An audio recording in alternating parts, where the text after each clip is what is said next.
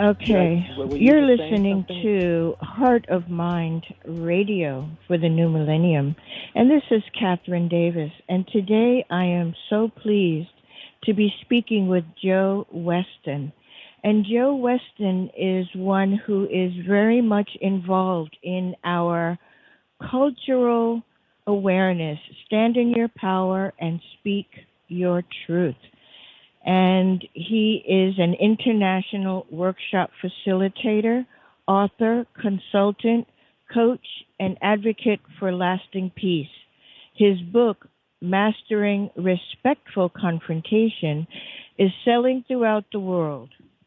Joe has more than 30 years of experience in providing training to corporations, government agencies, and nonprofits around the world, addressing conflict prevention and resolution, leadership development, transforming work, social culture, and deeper levels of collaboration.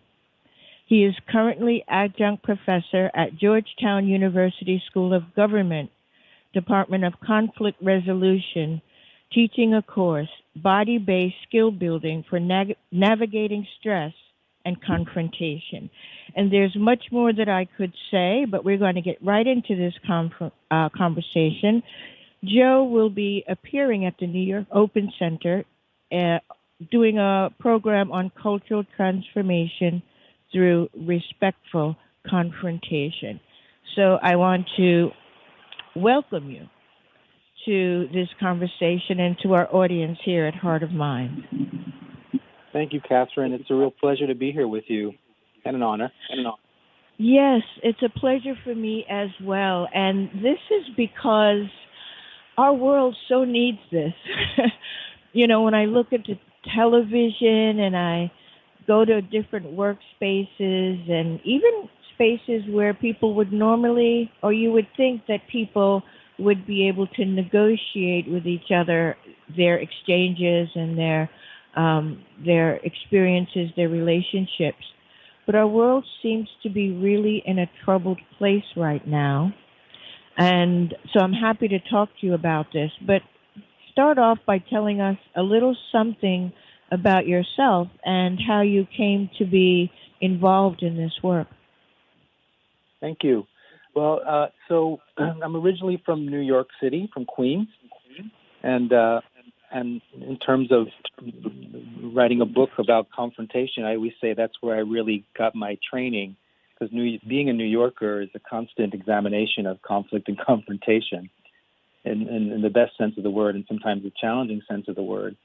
And growing up in an environment where it was expected that I would fight and various challenges. And, my father hooked up with sometimes the wrong kinds of crowds, spent some time in jail when I was around 12 years old.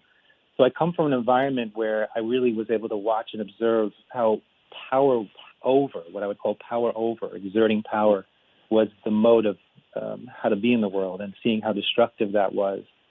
And even at a very young age, asking the question, which is a fundamental through line of my whole journey with this work and ultimately writing the book is the question being, why is it, even though we know better, even though we're a relatively intelligent species, technologically we have made a lot of advances, why is it even though we know better, we still have arguments and fights? And on a larger scale, crime and war and hunger. And I think, Kathryn, you might understand this, is that most people, the answer is, well, that's just the way we are. And I was never satisfied with that answer. And so my whole journey has been about examining what makes us function in this way, that even though we know better, we still revert to these same patterns. And I think that's the power of the work that I'm doing is, we can take trainings, we can, go to retreats, we can study all these wonderful things that are teaching us how to cultivate, to self-actualize. But are we really applying it at every single moment, particularly in the challenging moments? And that's, for me, a crucial part of my development as a young man was being introduced to Tai Chi, which I know that you have a background in Qigong. Yeah. So I know you understand that. And that's where I really started understanding mind-body connection, what it means to go within, to self-reflect. One of the aspects of the work I call courageous self-reflection. That's probably the most frightening thing a human being can do, is go within and truly look at themselves, the good and the bad. And I think that that's a big element of part of my development, of really seeing how I actually had power to shift my behavior if I was mindful enough. And I actually then ended up in Europe and the Netherlands and was going to stay for a few months and ended up staying for 18 years. And there I began to really learn a lot about the world and about culture and really questioning in a good way my own culture. There I also deepened my Qi practice and Taoist alchemy practices, and also Tibetan Buddhism, where I really, particularly the trainings in cultivating the compassionate heart, and not just talking about compassion, not just being a nice person, but actually cultivating the spontaneous desire to alleviate the suffering of others and acting on that desire. And in that time, I started doing a lot of corporate training in communication, particularly dealing with aggression. And all of those pieces, in a sense, these are the different pieces that came together to help me cultivate this work. Excellent. And I think that there are many, many people who truly want to learn to negotiate life in this way. So I am operating under the idea that most people who tune into this program want to better their lives and want to better the world, but feel frustrated because, they throw up their hands, they don't know what they could personally do. Can you speak to how when a person begins to activate these principles in their lives, it really can have a transformative effect that is expansive? Yeah, certainly. So when I say what is respectful confrontation, I say it's a method and a practice that helps us develop the skills and the courage to stand in your power, speak your truth, get your needs met in a way where you don't get harmed and other people don't get harmed. And that part of that is understanding, and it's not only like a concept, but it's also tapping into part of the work that I've cultivated is called the 4 pillars of true power, where you actually, through a series of exercises, get to feel the embodied sensation of power in a new way. Just to share what the 4 pillars are, it's grounding, focus, strength, and flexibility. And it's how you can cultivate different ways of being in your power that is not what we typically think of as brute force. So part of it is reframing the way we see things, how true power is different from brute force, how confrontation, which is truly the most effective, a very effective way to deepen relationship and speak your truth, get your needs met, is different from conflict, and how assertiveness is different from aggression. So I think part of it is, I would say one thing is take some time to just reflect on your own viewpoints, what I would call unexamined assumptions around power, around assertiveness and aggression, and around confrontation and conflict. And in a sense, seeing how by really knowing what your motivation is, that you can maybe feel more confident to speak your truth more. And then the most important part is to be able to speak your truth in a way where you're not harming others, and where you're taking care of yourself so that you don't get harmed. So, and it's in a sense those small ways. These are it's being able to see, like, how can I really influence my relationships? How can I bring, for those of us who are meditators, for those of us who have practices that we do, how do I take all of what I've cultivated in retreat centers and really bring it into my daily life? And I bring in also the neuroscience of it in terms of understanding what is reactive behavior, and how taking a look at our own, responses to trauma or stress and anxiety, and being able to see how a lot of how we do harm each other is unconscious and coming from a place of fight, flight, or freeze. A certain number of people know that concept, and to really be mindful at every moment, see how it's playing out, and really cultivate the courage and the mindfulness and the presence at that moment to say, I'm going to try something different, and I'm going to try to listen.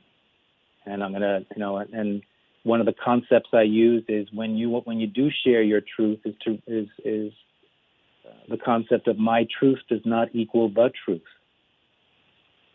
That oftentimes we get into arguments and fights and we don't seem to get anywhere, and we see that playing out, for instance, in government, is that when we present something, we presented, I am right, and if you have a different viewpoint, you must be wrong, and that's not working. So it's a question of how can you present it in a way, whatever your truth is, just saying, listen, this is just my side of the story. And it's true to me, and I'm going to present it in that way. What you find happening is that the other person can receive it in a different way. If you present it from, I'm right, and I'm accusing you or judging you or I want justice or whatever, the other person is not going to be receptive. And in a sense, people have often said that using these principles with respectful confrontation, that in the past where there were no solutions, suddenly new solutions emerge. And this is one way, is say, I'm going to present to you my needs. I'm going to present to you my truth. And then to have the courage to say, now that I've presented my side, I'm willing to listen to your side. And by listening to your side doesn't mean I have to agree with it. It simply is, I'm going to give you the respect, the compassion, the understanding, and the honor to say that whatever your experience is your viewpoint of it. It's your perception of it. And what you find is that when people can, in a sense, throw their truth on the table and the other person throws their truth on the table, if you're willing to stay in that uncomfortable place, that's the creative place. And that's where new solutions can emerge. And that's where reconciliation can emerge. If you can put your needs on the table and the other person has the clarity and the courage to put their needs on the table, even if the needs seem to contradict each other, if you stay in that uncomfortable place, it can be wildly creative, and that can change the world. It can certainly transform you as a person. It can transform your relationships. It can transform your community, and I believe it can transform the world. I do as well. And I found it really interesting when you were speaking in the early part of that, those few phrases, and you were saying that people get triggered and they really are sort of falling into their neurology and not even conscious of their reactive behaviors. So, and I think this is what happens to a lot of us. We get triggered, we engage in a reactive behavior before we realize that it's happened. Is there a strategy for taking a step back from that situation? Yes, I think that, I'm assuming a lot of your listeners have a lot of skills already with mindfulness practice, meditative practice, Qigong or Tai Chi and various other self-actualization or spiritual practices. And I think it's, use them in creative ways. And really, it's about, so the word I use is resilience. It's about, when you're walking down a busy street, when you're on the subway, those are the moments to practice. First, practice. Can I bring in all the skills and knowledge and wisdom that I already have? And as I'm sitting on the subway and it's getting more and more crowded because it's 5 p.m. on a Thursday or whatever, can I just check in and notice what's going on in my nervous system? Can I take a breath to ease the activation? Do I remember that my feet are on the ground? I'm sure you know this from Kathryn. I work with the Dantian, with the core. And I say this, I've done work with severely wounded combat veterans, helping them navigate their nervous system and learn how to regulate it in a new way and to communicate it in an effective way. And my mantra is feet on the ground, focus in my center. So the first step is the noticing. Oh, I'm beginning to get activated. There's no judgment in that. You don't need to say it's good or bad. There's no value to it. It's simply a noticing. And then creating the new habituation, the new habit of saying, I'm getting activated, feet on the ground, focus in my center, open my heart. And for me, open-heartedness is the key to the work. That open-heartedness doesn't mean you have to love someone. It simply means that you're willing to be respectful and that you're willing to connect and be present to them in a way that's safe for you and doesn't harm them. I love that.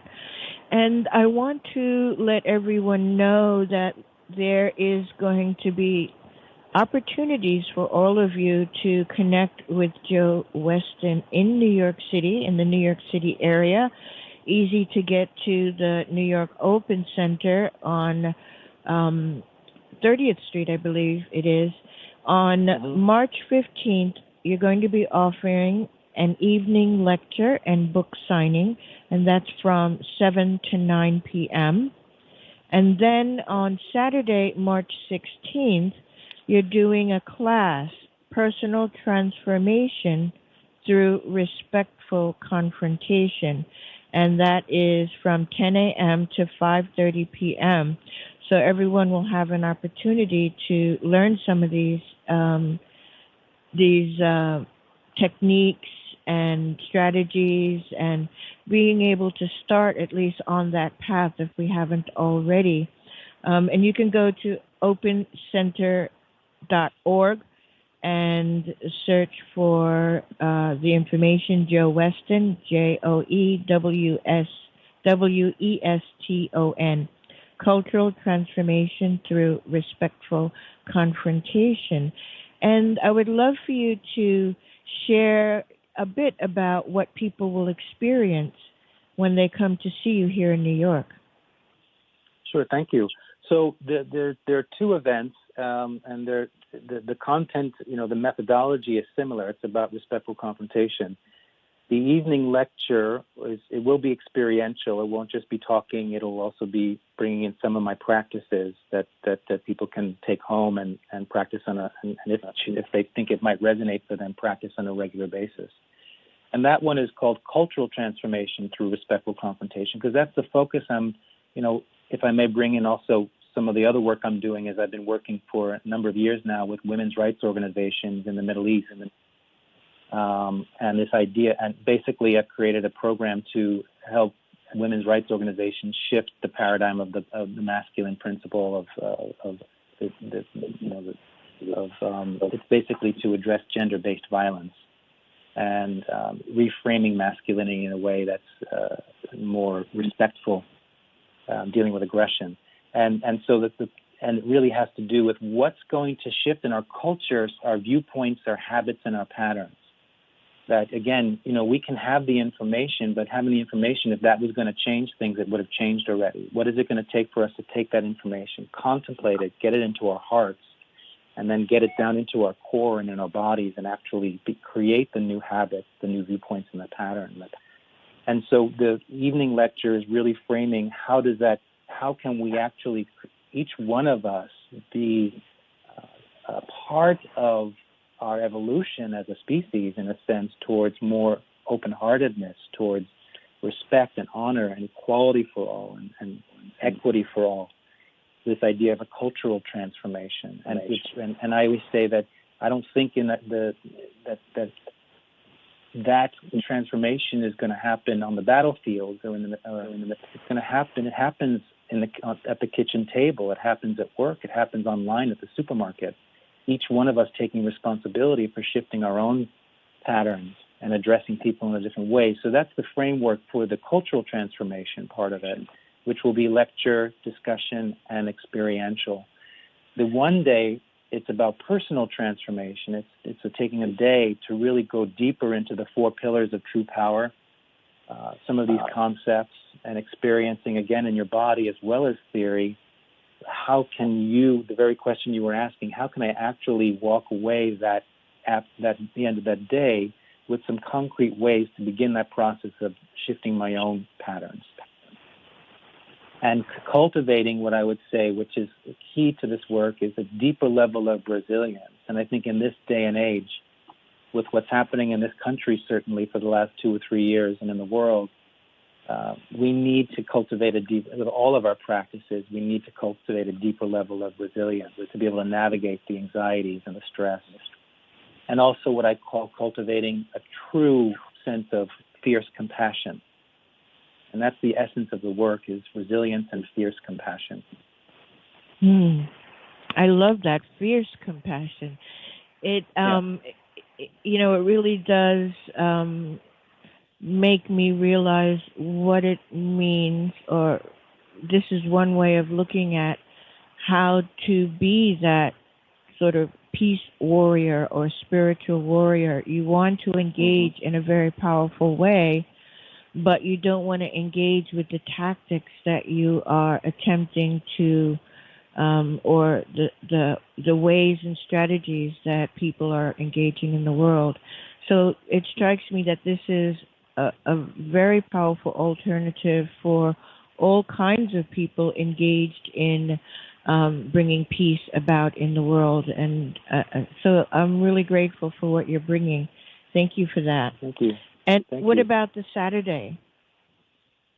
Well, that's the Friday evening is the cultural transformation. The Saturday, the one day, we have more time to delve into the more of the methodology and more of the practice. Like I said, really looking at the 4 pillars and feeling in your body what power feels like. And one of the concepts that I use as the basis of respectful confrontation is that it's in your vulnerability that your true power is revealed.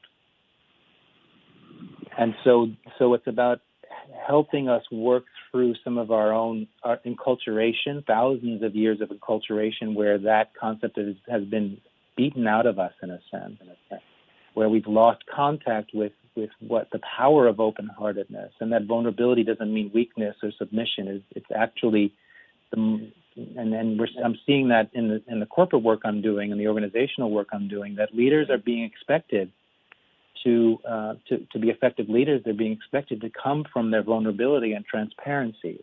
I call it 21st century leadership.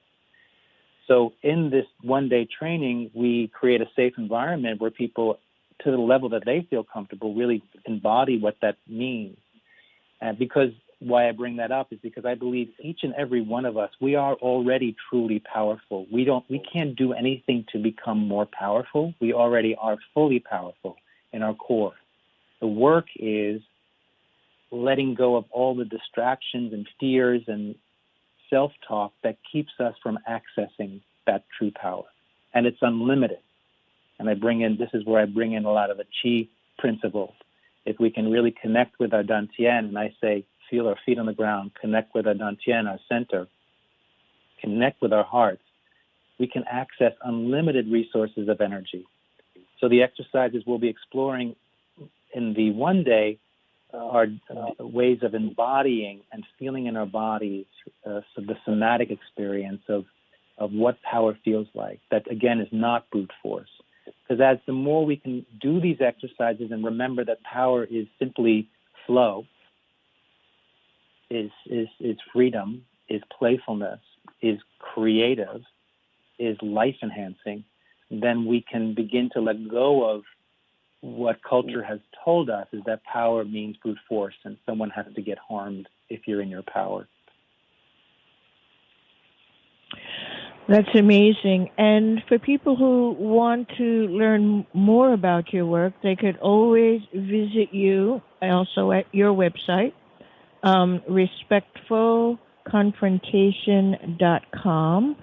And I would certainly advise everyone to look at the website, opencenter.org, and you will find the information right here about these upcoming events. And again, it's an evening lecture and book signing, Friday, March 15th from 7 to 9 p.m., and there's a class on Saturday, March 16th from 10 a.m. till 5:30 p.m., Personal Transformation through Respectful Confrontation. And I would love to see so many people in this workshop and interfacing with your work, Joe, because it is very much needed, and it's a big piece, I think, of what we should be looking at in so many of today's movements, whether that's a spiritual, so-called New Age movement, or it's an activist who's out there in the streets protesting, or if it's someone who's in a corporation that doesn't have good skills or understanding about what it means to be a human in any place and at any time. And it seems to me that that's what you are sharing with us all. So that's pretty special. And you, time Kathryn. goes by so quickly. I want to give you an opportunity if you want to share with our listeners any final thoughts. Yeah, it's a couple of things, and I appreciate you saying that, and Kathryn, because I do hope people show up, not necessarily just because I want to make sure there's a lot of people, but I think that it can be really of benefit to people and give some sense of hope and some tools for resilience, as I said. But it also follows along with another important premise of my work, which is we need to gather. We need to find ways of gathering. So one of the things I always say, if you think about it, if only hanging out with people who already agree with you were going to solve our world problems, we would have already solved our world problem. So in a sense, that's not working.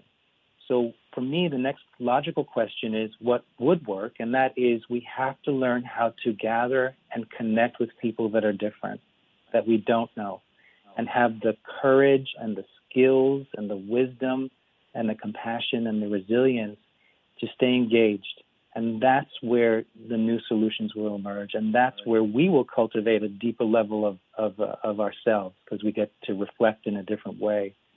So that I want to bring that in as any ways that you can connect, any of us can connect with people we don't know. That feels safe, of course, is going to accelerate the process of transformation. And one last thing is this idea of open-heartedness. You know, when I say open-heartedness, I'm not encouraging that people walk around with their hearts totally open, because we would go insane, particularly if you live in a city like New York City.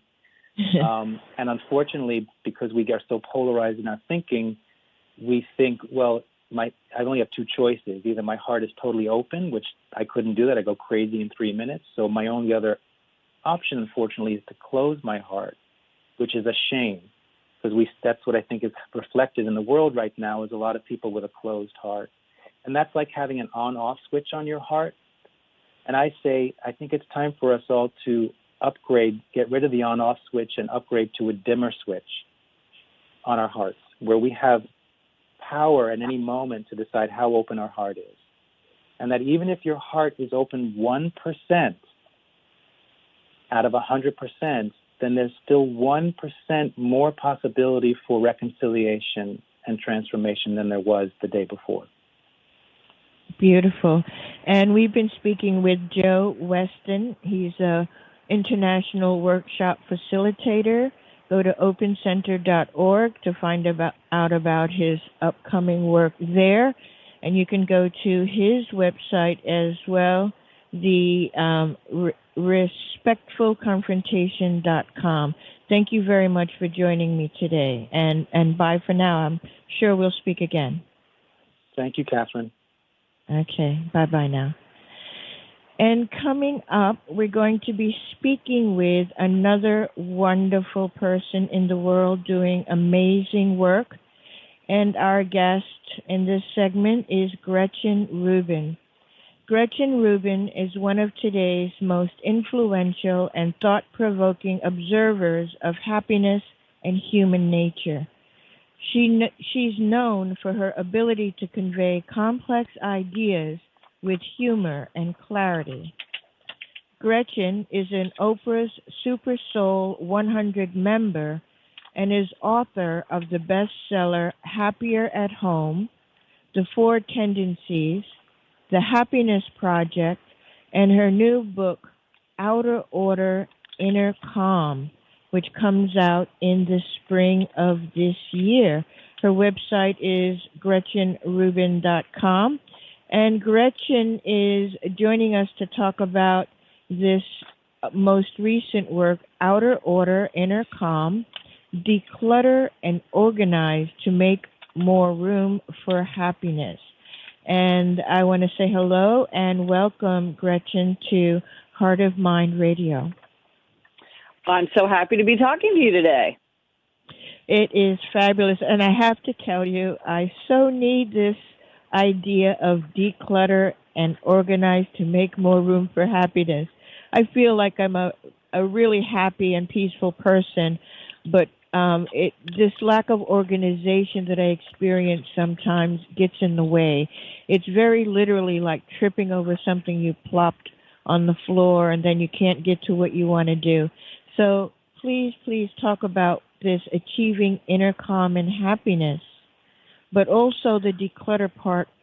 If it's not physical, it could be emotional. If it's not emotional, it's psychological. There's so much that can get in our way. So I welcome what you have to share, but would love to start with how you came to this. What was your journey? Well, I started writing about happiness and good habits in human nature about 10 years ago. And as you said, I've written several books on these subjects.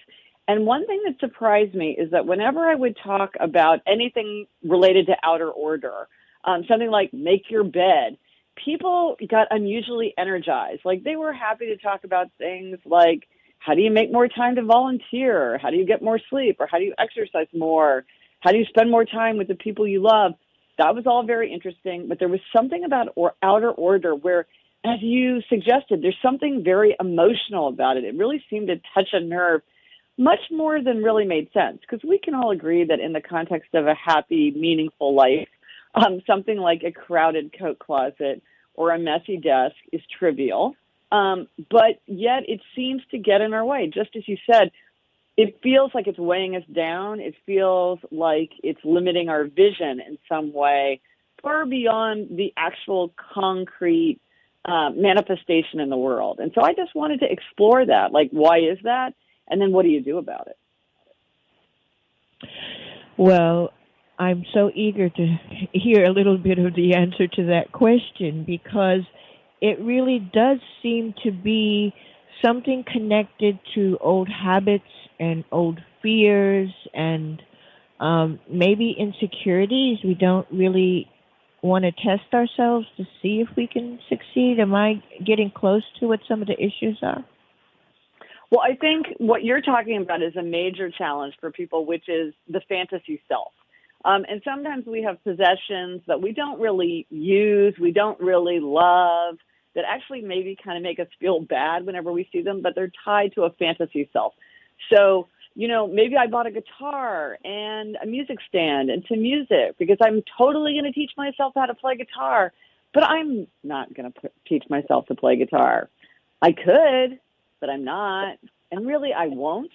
But seeing the guitar makes me feel bad because it reminds me of this fantasy of the kind of person that I could be, but that I'm really not. But it's not really meaningful to me because it's not something that's actually of use. Now, this can be tricky because we do want to expect more from ourselves. We want to push ourselves. And so sometimes you do want to think about, well, maybe I feel a little bit uncomfortable about the idea of doing yoga, but I'm really going to make myself do it and give it a good try. And that's good. But then sometimes we just buy things almost thinking that if I buy the stuff, it'll make me do something. Like if I buy a treadmill, I'll exercise. It's like, no, it has to come from your head. You can't just buy the stuff. But sometimes we do, and then we're left with all this stuff, and then it makes us feel bad because clearly it's not being used. And usually we've spent, time, energy, and money on getting it. And now we have to figure out what to do with it, too. Yes, I so can hear you with that. So how do we work with this? And, not everyone has the big clutter. Some people, like you said, have a cluttered desk, or maybe their schedules are not properly organized, so they don't get what they need to be when they need to be there. And maybe you can explain how these little ways that we've developed are actually interfering with our calmness and our happiness. What's going on there? Well, I think for many people, a really useful test is the test that I use, which is, do I love it? Do I need it? Do I use it? Because if you don't need it, use it, or love it, it's like, why do you have it? So sometimes we love something that we don't really need or use. Like I have these vintage paper hats that my mother gave to me, and I never use them. I don't know what to do with them, but they're gorgeous, and I love them. And I'm like, I have enough room in my home and my heart for something like that. And then there's things that you use, like you have a pair of scissors that it's not, you don't particularly love them or admire them, but they're useful, so you keep them around. And then there's things that you need. So maybe you live in a part of the country where you don't often need very heavy winter clothing, but every once in a while, from time to time, you need long underwear. So you don't really regularly use it, but from time to time you need it. And so it's good to have it because you're probably going to need that.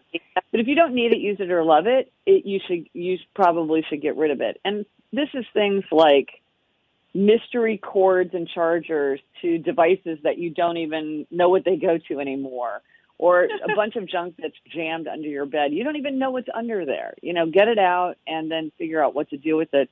And that just kind of makes your life feel unclogged. And what also happens is that when you go through an area, whether it's a closet or a cupboard or a bookshelf or a desk drawer, you can get rid of the things that you don't need, use, or love, but you also become more engaged with the things you actually have. And you realize, oh, I have this tape dispenser. I forgot I even had that. I have a 3-hole punch. And that's good. And what's very strange and kind of paradoxical is I'm always trying to force myself on my friends to let me help them clear clutter, because it's like contact high of all the fun of clearing clutter without any of the emotional drain that comes from having it be your own stuff. So I love to force myself on people. And what people often report, and I also feel this way, is that sometimes people think that if they get rid of things they don't need, use, or love, their lives might feel stripped, and they'll feel like they have less. But the weird thing is that when you donate, recycle, or toss the things that you don't engage with, then you feel more engaged with the things you have. So you feel actually like your life is more abundant. And it's very common for me to help a friend clear a closet. There'll be 2 big bags of clothes that we're going to take to the thrift store to give away. And the person will say, wow, I feel like I have so much more to wear. It's obviously not true because there's far fewer items in the closet, but you feel like you have more because you want to wear everything that you have. And so sometimes people, I think, are like, I need to keep the things I have because I want my life to feel rich. But weirdly, your life often feels more rich and your stuff feels more energized and useful when you've gotten rid of all the things that you don't really want to engage with. That actually makes a lot of sense to me. I was wondering if when you are helping people or when people refuse help, do you encounter a person's sense of embarrassment or shame, and how do you get people to the other side of that? Absolutely. And it's really surprising because, I'm not a professional organizer. Like, I don't go to strangers. These are all friends. And I have friends and I'll say, oh, I want to come help you clear your clutter. And they'll be too embarrassed. They won't let me come over. Or they'll say, you have to give me time to clean up and then you can come. And I'm like, and one of the things is my sister, I have a podcast called Happier with Gretchen Rubin, and my sister is my co-host. And we talk often about the fact she's very messy. I mean, she's truly clutter blind. She's one of these people that just really doesn't see clutter. It doesn't bother her. If she lived by herself, she would never close a kitchen cabinet door again. And so I say to my friends, nothing you can do will shock me. I mean, my sister literally moved 3 times with the same bag of unopened mail that she never dealt with until I got there. We opened up her oven and I was helping her move apartments and she had jammed a bunch of junk in her oven that she had totally forgotten about. Like, I have seen it all. I don't care. For me, it's fun. Like, I like doing this. The worse it is, the better it will get. And that's how that's how I feel fun, but they still won't, they feel embarrassed. And so that's why with this book, I've thrown out a ton of ideas because I think if you do, that's one of the bad things that can come from clutter is this feeling of embarrassment. It can mean that you don't feel hospitable, so you don't engage with other people very much because you're worried that they're going to come over. Maybe you don't want repairs in your home because you don't want a plumber to come in and see what things look like, or you don't want the electrician to come or the air conditioner repair person to come because you just feel embarrassed. And I think sometimes people feel like, well, I have to spend the entire weekend doing this, and I don't have that kind of time, or I don't want to spend my time that way, or I don't have the time, energy, or money to go out and buy fancy hangers. But so a lot of things that we can do are things that you can just do, little by little, very, very small steps, very manageable, something you can do just as part of your ordinary day. And the fact is, we often overestimate what we could do in a short amount of time. Like, what can I get done in an afternoon? What can I get done in a day? We overestimate how productive we can be, but we underestimate how much we can get done little by little if we just do something consistently. If you clear one shelf or one drawer, or even half a drawer, half a shelf every day for a month, you will see real progress. And you can do that in 5 minutes. You're waiting to leave the house because it's not time for you to arrive someplace. So you're like, okay, what am I going to do for 5 minutes? Or what am I going to do during a commercial break? Or what am I going to do while I'm waiting for the coffee to brew? I'm just going to do one thing. And as you make progress, you will start to dig yourself out of it. And also, people often get energized by the process itself. So when you start, it feels very hard. But then when you begin, I remember I was helping a friend clear clutter, and for the first time, he could see the floor of his closet, his main coat closet. And he was so excited, he took a picture of it because just seeing the floor just felt so good. He felt so liberated from all that junk that had just been visual noise for him. And so then that made him want to do more. So sometimes, you think, oh, I can only do a little bit, but then you can just do a little bit. That's fine. And sometimes you might want to end up doing more. So it might be easier than you anticipate. Yeah, I can really relate to that. Most often when you're starting something new, there's always a bit of a uphill climb, whether it's transforming your diet or getting in an exercise program. But once you get moving a little bit, it does feel so much better when your system really begins to respond to that change. So that's the encouraging news about it. And just to remind everyone, I'm speaking to Gretchen Rubin, and she's doing an evening lecture and book signing, Outer Order, Inner Calm, Declutter, and Organize to Make More Room for Happiness. And it's Tuesday, March 5th, so it's coming up very soon from 7 to 8:30 p.m. And you should go to opencenter.org and you can search for Gretchen. Her name is spelled Gretchen, Rubin, Rubin. And for those of you that register for this, you actually get a copy of the book. So it's like a bonus for everyone who participates. Not only will you be inspired by the talk, but you have the actual book in your hands, and you can take it home and get started. Gretchen, we have more time. I'm looking at your website, Gretchen Rubin, and I see that you have a lot of things happening. Could you talk a little bit about people can connect with you through the website, through blog, however it is that you want to share that, and how do you help people in that way, even though you can't go to everybody's house? How do you help them do what they need to do? Yeah, you're exactly right. I have a website called GretchenRubin.com, and you helpfully spelled my name. And there's tons of resources there. You can read about all my books. I've written about happiness. I wrote a book called Better Than Before that's all about how to change habits. If you want to make or break a habit, it turns out it's not as hard as you might think if you do it in the way that's right for you. That's the secret. Don't think that there's one magic solution for everyone. And there's a lot of resources there, too. So if you want to read a free excerpt of a book to see if it's the right thing for you, or you want to listen to a clip of an audiobook to hear if it's something that you would want to listen to, or I have all kinds of one-pagers and discussion guides and checklists, things to help. I also have a podcast, as I mentioned, called Happier with Gretchen Rubin, where each week I talk about how to be happier with my sister, Elizabeth Kraft, who is a very successful television writer in Hollywood. So we have a lot in common, but we're also very different. So we talk about how to be happier. And I'm also on social media under Gretchen Rubin, on Instagram and Twitter and Facebook. And I love to connect with listeners and viewers and readers about their insights, their observations, their questions. My subject really is human nature. Like, who are we? Why do we do what we do? How can we change if we want to change? And my last several books have all looked at different aspects of this.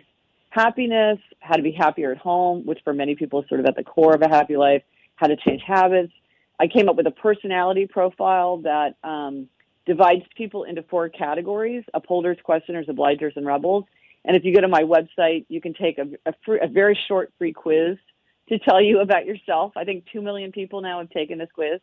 Or you can go to GretchenRubin.com/quiz and take that quick quiz and learn a little. It's actually very, very useful information to know about yourself or about other people, because you understand, like, if you're puzzled, like, why do people all do this? It doesn't make any sense to me. Maybe it's because of their tendency. And then, as you mentioned, my most recent book is about this weird connection between outer order and inner calm for most of us. It seems to matter more than you would think. So that's what I got going on. It makes a lot of sense. And because how a person approaches life is going to impact how that they can help themselves. So that's pretty cool.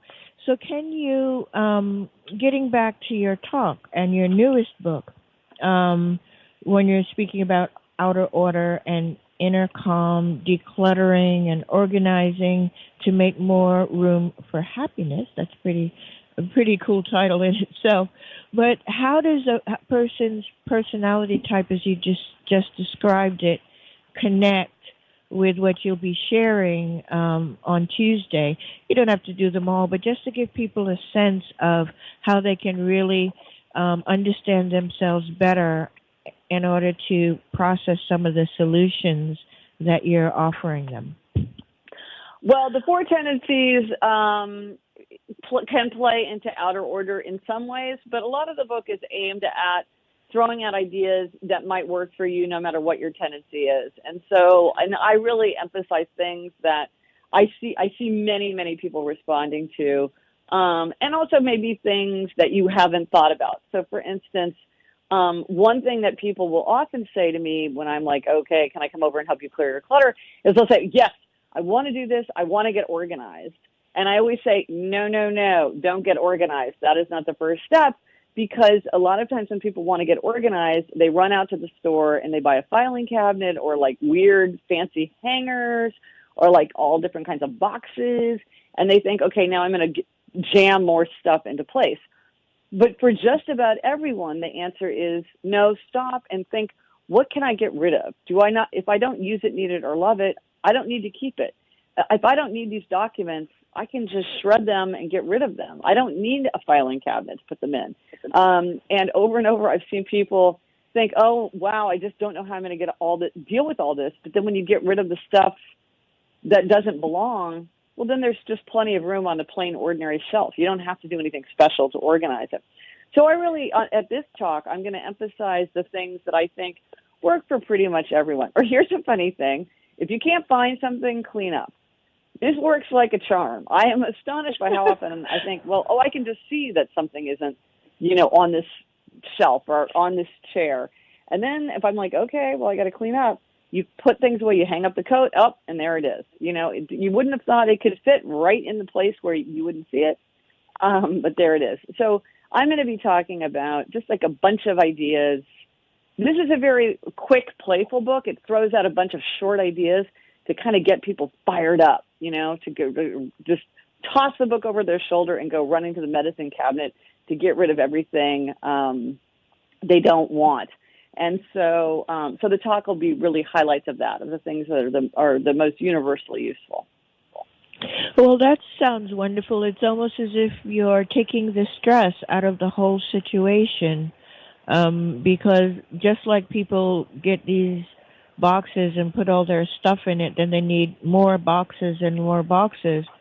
There's that emotional clutter connected to each box. So if you can do this stress-free, I think that that's a very powerful strategy for people to find that calmness and to bring some order into their lives. And you speak about this in a way that is non-self-judgmental, because I think that's a bigger problem than other people judging. People judge themselves. And if you're turning it into a sort of a game, which it kind of sounds like to me, easier solutions, that's actually quite powerful. Well, and it's funny because you're exactly right about the judgment. And I think sometimes people really feel like they're wrong or they should be different from the way they are. And this comes up, for instance, with abundance lovers and simplicity lovers. So simplicity lovers are people like me, and I like empty shelves and bare counters, and I don't like a lot going on. I don't like very many choices. Then there are abundance lovers, and they love profusion and choice and collections and a lot of stimulation. And sometimes you'll get like a boss who says things like, a cluttered desk means a cluttered mind. Everyone should have one Moleskine notebook and one perfect pen and a laptop, and that's all you should have on your desk. Well, that works if you're a simplicity lover, but that doesn't mean that that's right for an abundance lover. But sometimes people are sort of like, well, what's wrong with me? What's wrong with me that I can find I have all these papers on my desk. I can put my hands on anything I want in a flash. I know where everything is, and I kind of like having it all around me. I see these unexpected juxtapositions. I feel like that makes me more creative. Then that's working for you. That's fine for you. You're an abundance lover. You thrive in that environment. There's nothing wrong with you. And why should your boss tell you that you have to replicate what works for the boss? People are different. And so I think sometimes by understanding, well, people thrive in different environments, it's like it takes away the judgment. Some people have very strong emotional attachment to objects, and some people don't have such an emotional attachment to objects. And so sometimes the people who don't feel that powerful pull are very judgmental of the people who are really finding it difficult to let go of something because it really means something. It's like, well, how can I get rid of this desk? This was my grandfather's desk, and I loved him so much. And every time I see this desk, even though it doesn't really fit in my New York City apartment, it reminds me of my grandfather. And if I give away the desk, it's like, in a way, I'm relinquishing my grandfather. You have to recognize that and honor that feeling and help the person understand how they can hang on to their love for their grandfather in a way that can allow them to let go of the desk. And usually people can do that, but you have to respect that they have this feeling towards the possession. It's not enough to just be like, everybody should have, you should get rid of everything. Stuff doesn't matter. Stuff does matter. And you have to think about that as you're trying to create the outer order that really might help you thrive. Wow, I'm really glad you said that, because it really shows that there are you've cultivated over this time so many different ideas and advice and tips that people will hear, and you don't really know which one is going to work for you. So I would love for people to pay more attention. And our guest, Gretchen Rubin, was doing an evening lecture and book signing Tuesday, March 5th from 7 to 8:30 p.m.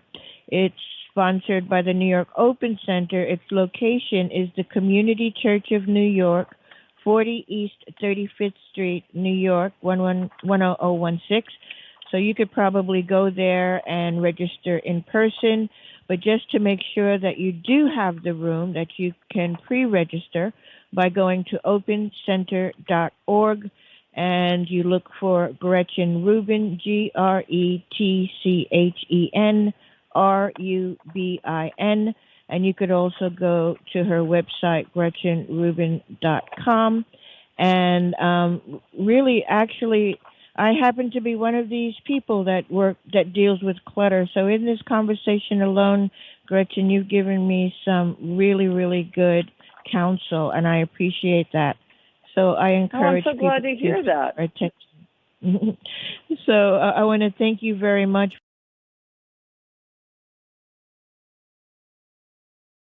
Out of time, if you have a few words you'd like to share with people, please do that. I would just underscore something that you said, which is there is no one magic solution for everyone. We all have to do this in the way that's right for us, that matches our challenges and our interests and our values and our possessions. And so if one way doesn't work for you, try a different way. There's a lot of ways to achieve our aims. Don't beat yourself up if somebody says, oh, this is the way you have to do it, and that way doesn't work for you. There's a lot of things to try. Just move on and try something else, and you will find a way for you to make yourself happier, healthier, more productive, more creative in the way that's right for you. Excellent. Thank you very much, Gretchen Rubin, for joining me today.